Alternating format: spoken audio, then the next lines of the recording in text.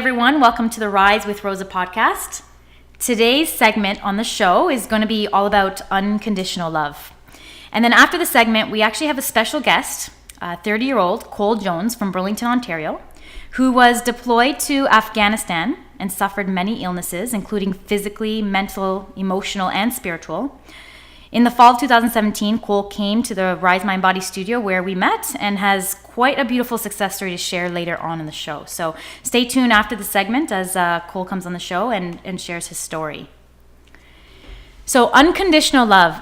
The reason why I want to talk about unconditional love is because it's just a common subject that comes up a lot with my students and at the studio, and plays a huge role in the healing of the things that we go on in our lives. And if you stick around for the end when Cole comes on, he's going to share also his experience with unconditional love and how that played a role in his healing as well. So unconditional love, what is it? There are many things that we all understand. We all know of unconditional love. We all, it's universal. But what it looks like and how we experience it and what it truly means, how we define what that is, could be different for everyone. So I'm going to just go over what is unconditional love, what does it look like, and why is it even important? How is it so powerful? And so, very simple, if I were to describe unconditional love, one of the first things I would say is that there is the absence of judgment. So without the judgment, we have made the situation unconditional, because what unconditional means is that it doesn't matter. There's no condition. And so the absence of judgment really just takes care of the unconditional part. And so therefore, just because there's no judgment, it doesn't necessarily mean that there's love. So the other way of being, or the other part of what that would look like, is that in order for it to be love, there needs to be acceptance. And this acceptance, what that looks like, we can break it down as well. But it's the acceptance that we hold within our hearts. So what does that mean? What does that mean, acceptance that we hold within our hearts? Because we can all have a different understanding of what acceptance is, but there's that missing piece that a lot of people tend to miss out and start to misunderstand what it truly means to accept. And when misunderstood, the acceptance actually becomes a suppression or something that we're avoiding. So really it's about understanding what acceptance really means. How do we experience that? What does it look like in a situation? So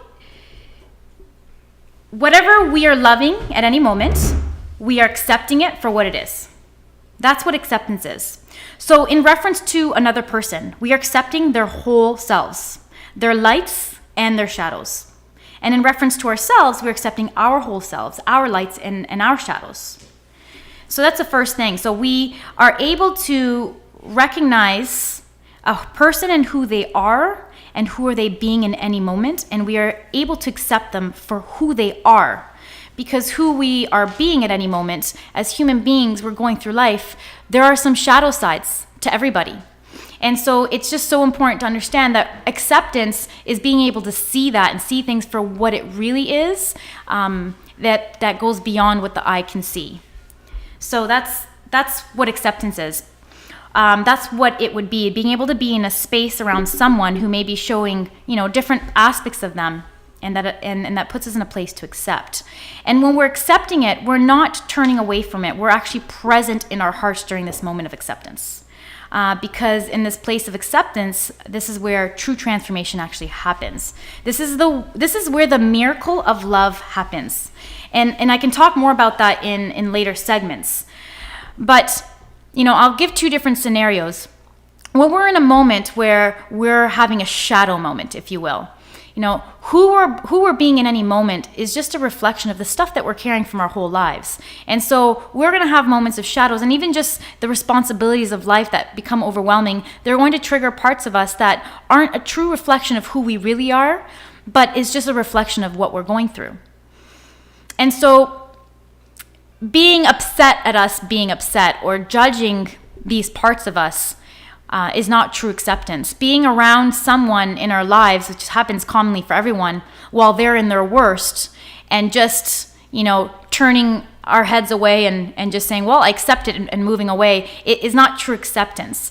So it's when we're still facing it, when we can still be present with whatever it is that we need to accept. We can be with it. We need to be present. So accepting doesn't mean that we put it off to the side and go off. We have to really truly sit with it.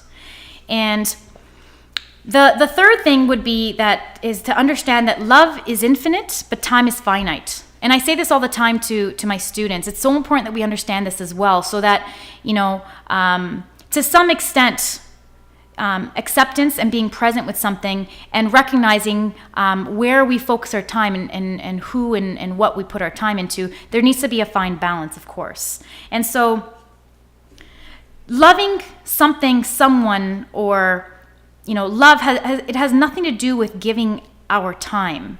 It's just where we hold the person or the emotion or whatever it is. It's where we hold it in our hearts that matters. And we can hold an infinite amount of love in the space of our hearts for anyone and for everyone, because love is infinite. It's not an action. It's a way of being. And so time, however, is finite. And I know we can have a whole other segment about, time doesn't exist and all that stuff. But for the purpose of this topic, as a human being in this physical human life, the truth is that we are living, that we only have so much human experience, and therefore who we give our time to is based off the influence these people have in our lives and the value and the purpose they play in our lives, and how it contributes to a harmonious flow and balance to our lives. So time is finite, and we need to give time to ourselves, we need to give time to our loved ones, and we need to give time to the people that we are serving to contribute to the greater whole. So it's just important to have a balance around it. But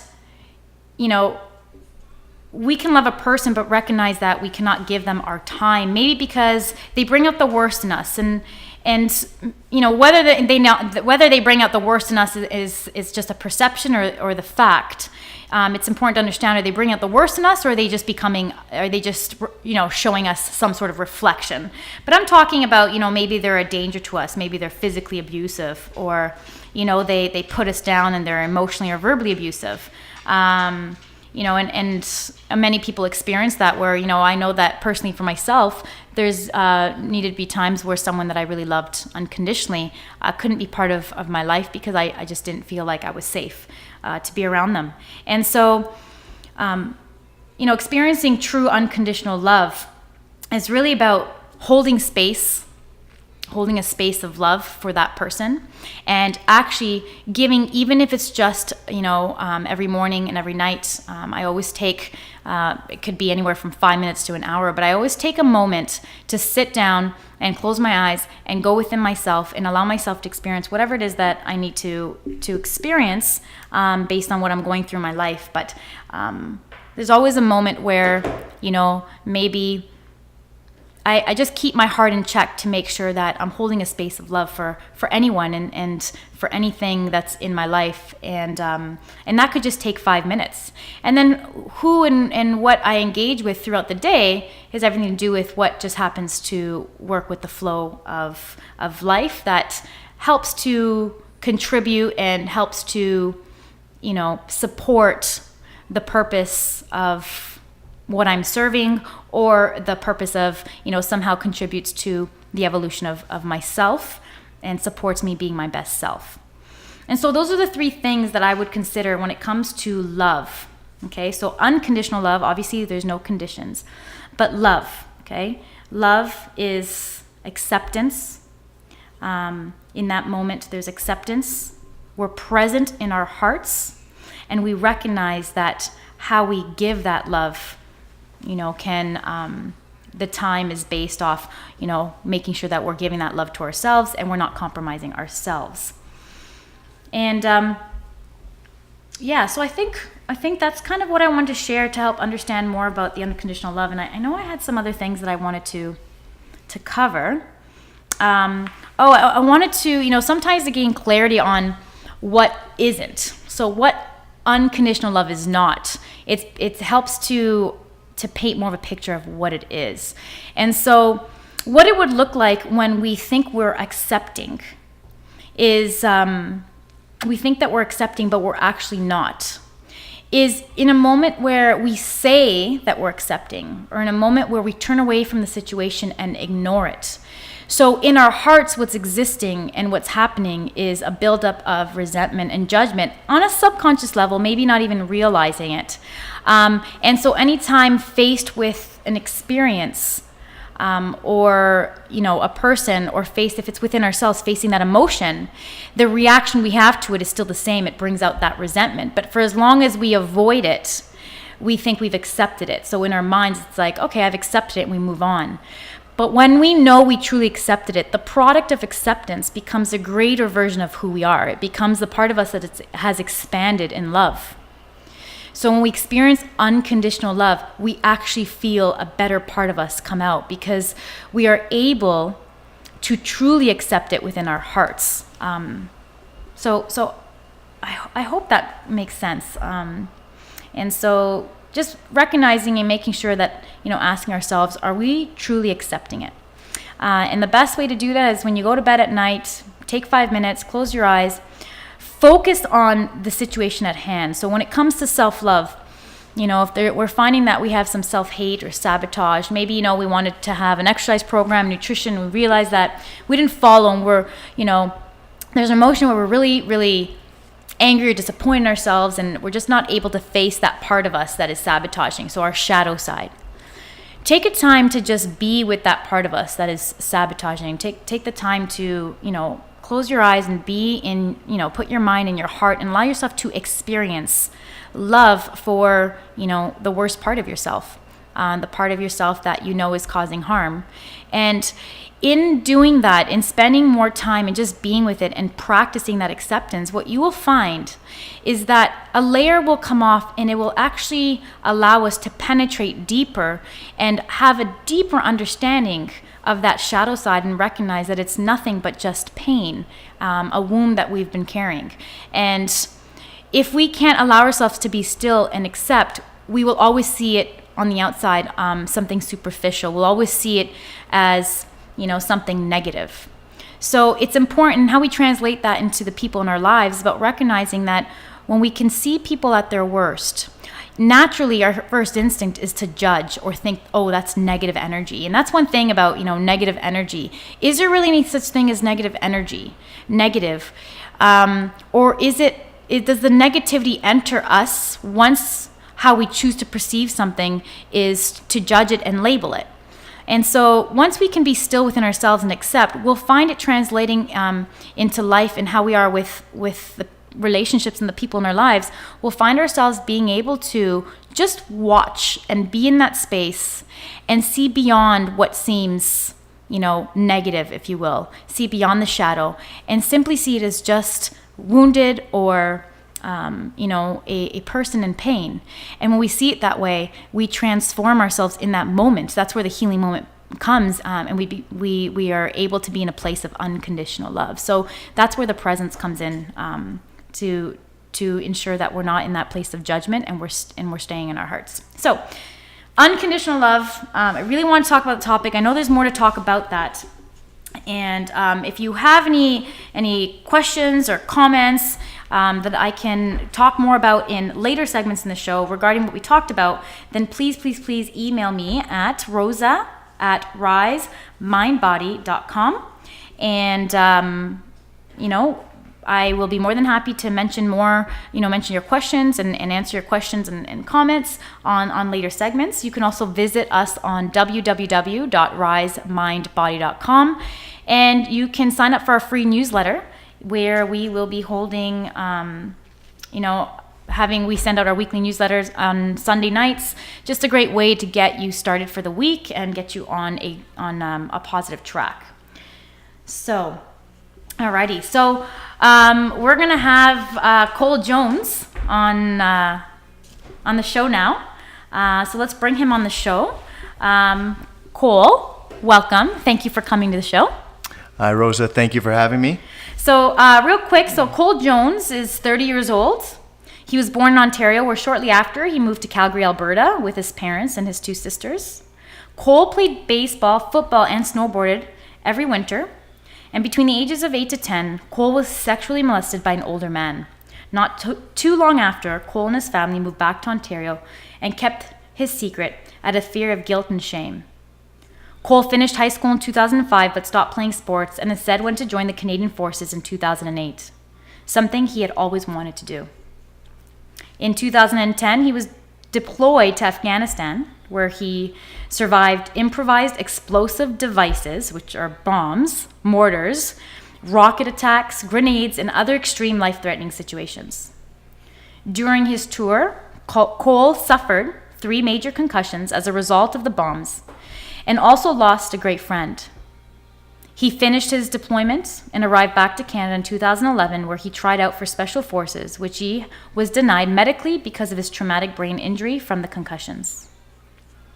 Cole decided to finish his contract with the Canadian Forces and moved back home to Ontario, where he started to work landscaping, and during this time became highly involved in alcohol and drug abuse. This codependency lost him his job and almost his best friend. This behavior lasted years, and during this time, he was engaged, living in their house, and his first child, he had his first child, baby girl, in 2013. By 2014, Cole was having anxiety and panic attacks, nightmares, and his codependency had really taken off and went in a direction where it got worse. So, suffering from undiagnosed PTSD, anxiety, depression, and dependency problems, Cole decided with a lot of help that he needed a lot of help and went to seek support and professional help. In 2014, Cole volunteered to enter an 8-week treatment program for his PTSD, where he learned that he had more problems where he would cover up his feelings, which he used the drugs and the alcohol, extending his treatment for another 16 weeks. After completing the 16 weeks, Cole continued to seek help and saw many doctors over the years, putting him on 12 different medications. Continuing to see doctors, Cole was only getting so far with his recovery. Just after his son was born in 2016, Cole decided to go back into treatment for another 16 weeks. And during this treatment, Cole went through a separation.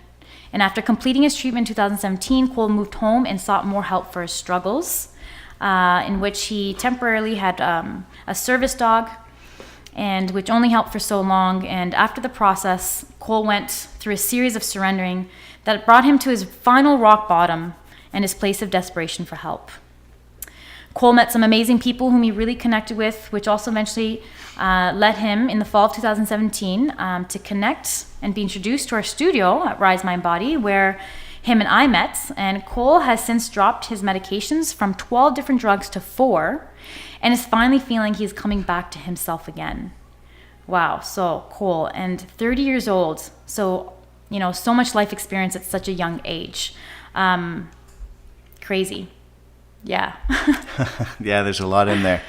Yeah, I have like goosebumps, and it's like hard not to just naturally have an immediate sense of respect and compassion for you. So, and I'm really grateful, and I'm so thankful that you're on the show here to share this, because obviously it's not easy, but I think it could be quite inspiring. So I kind of want you to share. I know we started first. You came to Rise for the 1-week trial. You came and tried our class and stuff like that. But just help us to understand the process and how you went from your rock bottom to where you are today. And just share with us. So tell me.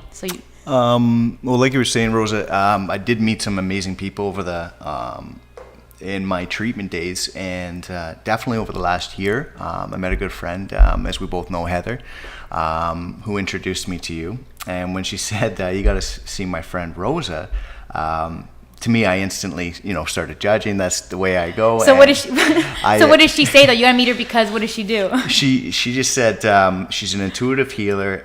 She can help you release emotions that you are hiding, that you really don't know you're hiding. And I said, okay. I was very skeptical. And when I pictured Rosa, I pictured an old lady, a very old lady. And I was like, all right, I'll give this a shot. So I showed up, and I was open. Like you said, I was at my bottom. I had nowhere to go except for up. And except to rise up. Except to rise, exactly. Yes. And I was, from the second I walked into the studio, I just felt at ease. You could feel just that that positivity. You could feel love, and it was overwhelming at first. I didn't know what it was, but I knew I wanted more of it. And since then, I've been working with you. We've kind of got a plan in place for both, or well, for me, not for both of us, but for me. Mm-hmm. And I know that, you came for the 1 week and you did some classes for a week as a trial. Yes. And so that was your first indirect experience, or just like a light experience. And how did you find, that experience? And then what, because I think there was a kind of a bit of a break before I saw you again. So help us understand like the process. You came to classes, and what was your experience like in that 1 week? Well, I came with Heather. I came to that week trial that you let me do, and I did the intuitive movement 1 and 2, and the Ho'oponopono with Eleni. Yes, I struggle pronouncing that. Yeah, same here. I probably said it wrong. It was honestly, I was nervous. I didn't know what to expect, but it was amazing. Just doing the intuitive healing, and with Christina, I believe it was, and then we did number 2 with you. Doing number 1, I actually felt, just out of a few stretches, I felt some inner joy. And it was, like I said, it was scary because I hadn't felt it, or I'd stuffed that feeling down so far because I really didn't feel like I deserved it for some reason. Mm-hmm. So when it came out, it was very overwhelming. It was very weird. And then we did the Ho'oponopono with Eleni, and we went on a journey, and it was crazy. That's when I really started to feel connected and grounded. Awesome.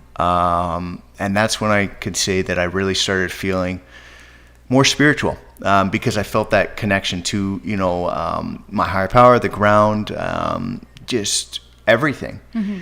And my willingness and my surrender to get better, and to just give my power over, and to follow what you guys were telling me to do, and everybody that was in that room was happier, and just they had something I wanted.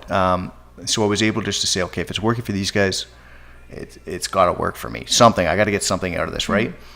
So that's when I can say that I didn't have any judgment, or at least my judgment went into, this is amazing, right? Yeah. You couldn't deny the feeling despite what your eyes wanted to judge, kind of thing. Exactly. Yeah. No, I understand. That's very common, actually. So I did the week. It was amazing. I did intuitive healing 1, 2, and the Ho'oponopono. Yeah.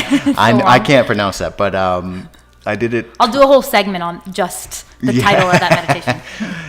Please. And so I did the week. And then after that week, I went into a bit of a funk. Like you said, I had a service dog, and I had to, we had to part ways after a couple months. Mm-hmm. It was very hard, and my depression was pretty high at that time. My anxiety was a bit lower, but my depression was really high. And I had been going off medication, so I was weaning off medications during that time as well. So I didn't think my mind was the stablest. As I was decreasing medications, and I was trying to go through the withdrawals, and really it sucked. It was a pain. Mm-hmm. But after each medication was gone, I felt that much better. Awesome. Spiritually, mentally, physically, emotionally, I was able to connect with myself, and actually, like I said, feel a bit of sadness, feel anger, feel happiness, love. Awesome. And so once we did the 1 week class, though, what there was a gap or a period, in which case, how do we reconnect? If you can. We had talked about doing one-on-one sessions. Yes. And I said I was very interested, and I didn't connect with you for about a month, and then I believe you sent me an email. Yes. Just threw something out there just to see how I was doing, and that's when I said, all right, I got to get on this, because time is time, right? I'm doing nothing but spinning my wheels. And I responded. We met, and actually we met for breakfast. Mm-hmm. And then we did. Oh yes, and that's where we kind of sat down with the book, and we talked more about the theory and the concept of what it is that basically the theory of love and how it works on all kinds of levels and stuff. So yeah, I do remember that. Yes, mm-hmm. Amazing. And then from there we had booked a session. Yes. 101. And, I know that I don't know how many sessions it took, but we had some really weird experiences that I actually want you to explain, help people understand, like what you went through, and kind of walk us through the best that you can to help people understand and gain clarity and the importance of the practice. But ultimately what happened was Cole had 3 different moments where he, experienced what came out of him, and he experienced a moment of unconditional love, a moment of joy, and a moment of gratitude in 3 separate occasions. And so, the more he's been coming back to himself, these are feelings that he's starting to reconnect with, and that are playing a huge role in his healing and through all the trauma that he's been, and the many doctors and medications he's been through. So I remember let's talk more about that and how you went about connecting those emotions, and just tell us about what you felt, the experience of when it first happened, and what went on in your head. It was like you said, the journey. I didn't know that I could experience this stuff, or at least what I thought was love, joy, and gratitude. That I'm very grateful to be alive, have healthy children, and for the people in my life. What I thought was gratitude, I had no idea. What I thought was love and joy, it was a mirage to me, really, because I thought it was one thing, but it wasn't really there. Well, and that's the thing, is that, it's a great opportunity. I'm always going to go sidetrack when there's an opportunity to just talk more about an awesome topic, but I'm sure a lot of people can relate, because the thing is that all these things, love and everything that love is, patience, understanding, joy, and all that, that's infinite wisdom. That's truth. So we don't need to know that it exists. That's not what we're here to do. We already know it exists. So when we know about, say, love and joy and gratitude, we have knowledge. It's in our consciousness. The difference is about when we truly embody and experience it within us. And so it isn't until we experience it in our hearts and in our bodies, where it actually comes through us, that we recognize, I never really knew what it was. We knew that it existed. But what makes all the difference is actually allowing ourselves to feel it. And so these are the weird moments that you actually had, where, it's nothing that you didn't know, but it resonated and it penetrated, and you felt it on a whole other level that I'm not sure that we're going to be successful in the show for you to help people understand it. Because right now you're smiling and you're laughing. So it's not so much about explaining the unconditional love, the joy, and the gratitude, because we all know what that is. But explain the process of how you describe what happened. What did we do? What did you feel? How did it feel like? What did you see? All that kind of stuff. So. Okay. Well, just while you were talking there, and I was smiling, laughing, I was thinking about gratitude, love, and joy. And the best description I can think of was, I have 2 kids, a 4-year-old and a 2-year-old, and Santa just came. Obviously, Christmas was just here, and seeing them run down the stairs and scream Santa was here, and thank you Santa, and stuff like that, and just the joy in their eyes. I can picture them right now doing it.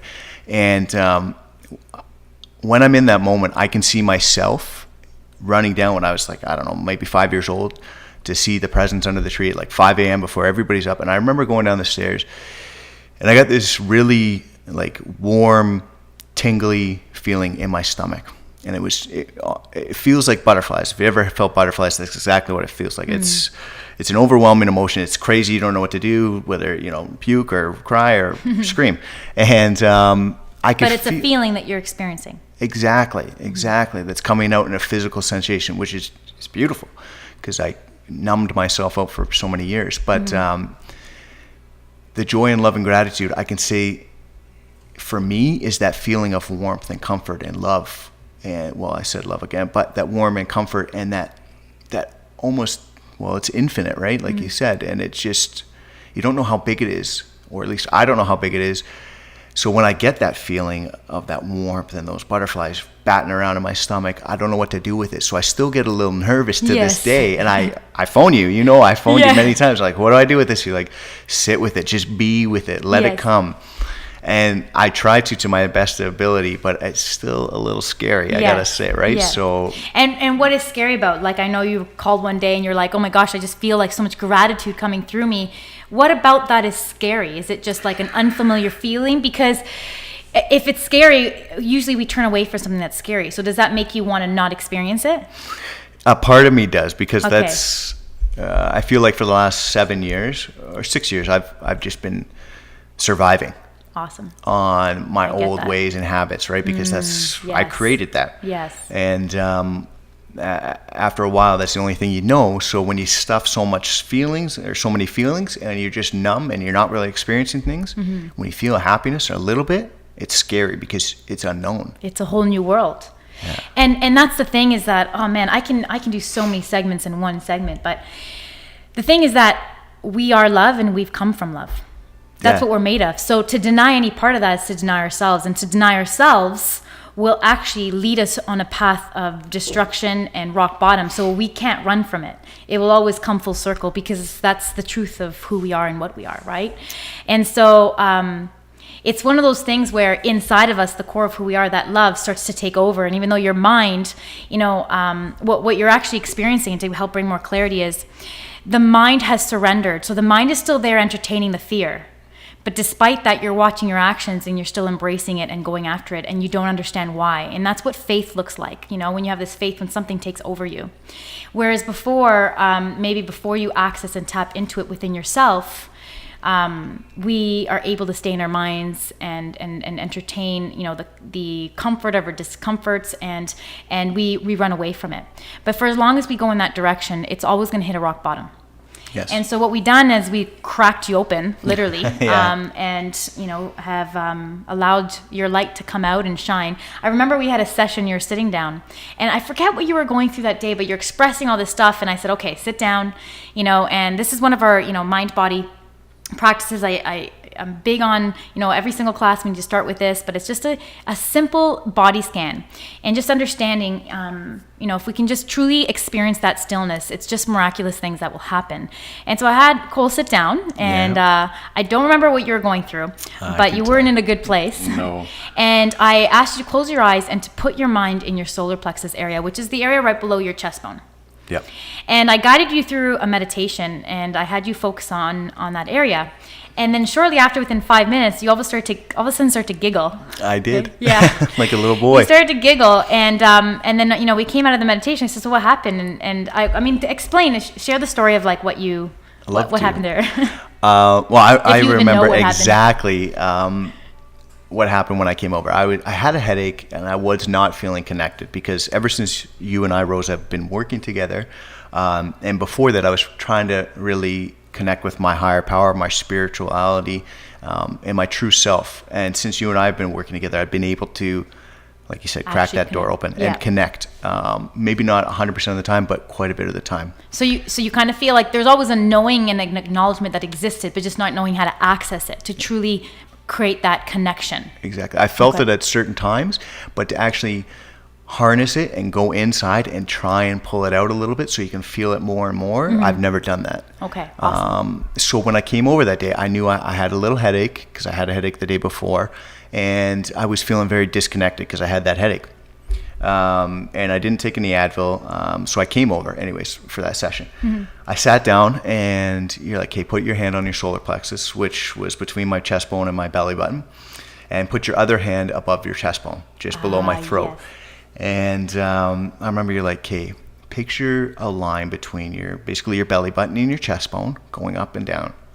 Close your eyes, sit tall, feet on the ground, with your back in a chair comfortably, but breathe."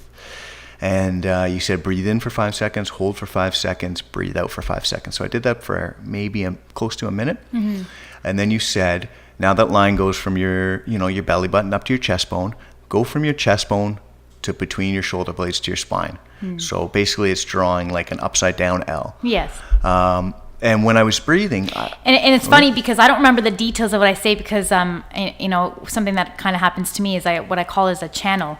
So in the moment as I'm serving, when I'm in that moment of service, I'm actually in a different place where based on what's happening in the very moment, that's where the intuitive part comes in, is that I'm becoming intuitive and I'm channeling. So it's cool to hear the story afterwards. I'm like, cool, I said that? Okay, go on. No, and I'll get into channeling after, but it is a beautiful thing.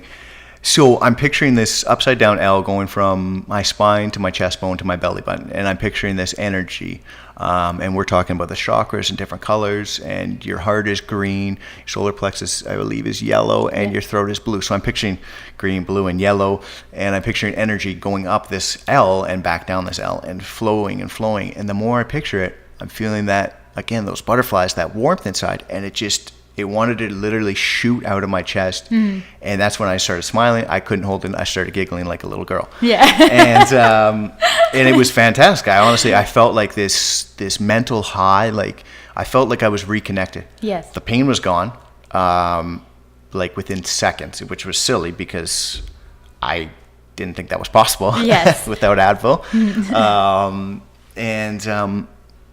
It, like, for days I felt that. And ever since then, we were talking about gratitude. I was driving to a place a couple of weeks ago, and I phoned you because I got that sensation while I was driving. I was at a stoplight. I don't know what kind of music I was listening to, but I got that feeling, and I almost started crying because I was scared because it was so overwhelming. Yes. And that's when I phoned you, and you're like, just be with it. But by that point, I'd already kind of stuffed it down a little bit, right? I'm a creature by habit, but I'm trying to break it. And that's what I mean by it's a little scary, because it's overwhelming, and it's so exciting. Well, of course, and it's overwhelming, like falling in love, right? It's scary, right? It is. And so you're ultimately experiencing a journey where you're falling in love with yourself, and whether you know that now or not, that's where you're headed to, right? So it's always going to be kind of like a scary, exciting. It's like if you played sports. I'm a soccer or ex-soccer athlete, and I played at a very competitive level. And it's just like the equivalence of when you're playing like in a really important game, the finals or whatever, there's that excitement where you're afraid. Yep. But it's a positive excitement. It's the kind of excitement that we need to experience. It's not the scary where it's your intuition saying you're in danger. Right. You know what I mean? So that's awesome. For me, I don't know, I've always called those like healthy fears. Yes. Because they kind of push you to do it. Yes. Where you're just creating the fear. Obviously, there's no real fear there, right? But it's you're creating it in your mind. At least I am. But once you do it, you forget about that fear. Yes. Awesome. You just forget about, or you concentrate on what you've done. Awesome. And so I just kind of want to go over just to kind of connect with the unconditional love that I was talking about in the segment previously, and with Cole's story. Is that it's just important to understand. And if you stay connected and follow us on our Instagram, I'll tell you more about the details in the end. If you just stay connected, there's going to be a lot of things that I'm going to be sharing on how to access this, how to really harness that energy, that higher power, and allow it to work through us to paint more of a picture and give you more of a direction on, a clear direction on how to get there. But ultimately, what Cole is doing is he's being provided the tools.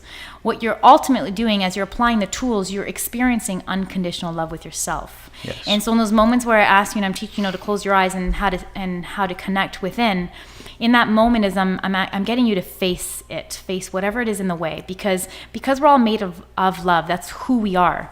At any moment that we're not connected to that, it's not something that we need to try to be. It's about needing to let go and allowing it to happen. Right? And so to allow and to accept, we need to go into that place where we need to take away the conditions and be unconditional with ourselves. And we need to sit down and be in the space when we're feeling at our worst and disconnected. We need to be with it rather than keeping busier or just disregarding that, right? And so in the moment that we can be with it, we're going to eventually get better at, as we're in the unconditional state. So we're just being with it just to be with it. In that moment, you're holding a space of stillness. You're being present with it without the judgment. And it is just what happens. It's how love works. The transformation happens when there's a true acceptance. So when you focus on your breath and you're just allowing yourself to be that love for what's going on, right, you experience that transformation, that moment where it wasn't that you created joy, you accessed the joy and the gratitude and the unconditional love within yourself. Absolutely. And so you accessed what was already in you. And just to validate, the law that at the core, that's what we all are, is love. And so seeking externally will never bring that to us. And it's really important that we need to get through what's in the way. Absolutely. And so basically, if you want to follow us on Instagram, we have the @risemindbody.com Instagram, or you can follow me on Rise with Rosa. So it's @Rise with Rosa. And I don't know why I said .com. It's the Rise My Body Instagram is the @Rise My Body, and the @Rise with Rosa Instagram for my Instagram. We're putting up videos and putting up other resources, and we will continue to help guide people through this practice so that they can truly really experience this. You can also join the newsletter, as I mentioned earlier, if you go to our website. That's Rise Mind Body, www.risemindbody.com, and check out the cool services and the classes that we have. And other than that, thank you for listening. Cole, is there anything else that you wanted to share before we fully end this? Maybe what would be, okay, so it's you from how many months? Like 6-7 months ago. Okay. Yep. Listening to this podcast where you were in that place. What is the one thing, and I want you to sit with it, go in your body, channel. What is the one thing that if you had to say something you needed to hear at the time? Share the one thing. The one thing I would say to myself would be, don't be afraid to sit in the silence. Because before, I was not content enough to sit in a room by myself. Because I was afraid of my thoughts, because I knew where they'd take me. And like you said, love is eternal, right? So I hated that. I hated that part of myself. And I'm learning to not be so hard on myself and to actually sit. So when you say sit with those feelings, I'll take a couple breaths. Like that time when I was here and we did that exercise. That minute, looking back, it was just a minute. But when I was in it, it seemed like forever, because I was afraid of my uncontrollable thoughts. And I'm not sure if you're there yet, but I was telling this to another one of my students actually. When you first start, you don't like it. A minute seems like forever. But when you start to get in and start to experience it, like forever feels like a minute. Yeah, it's not long enough time. Yeah, it's not long enough time. So that's awesome. Don't be afraid to sit still with it. And you're just telling a person. That's one thing you'll realize. You can't just be told. So someone who is afraid, you just told them that.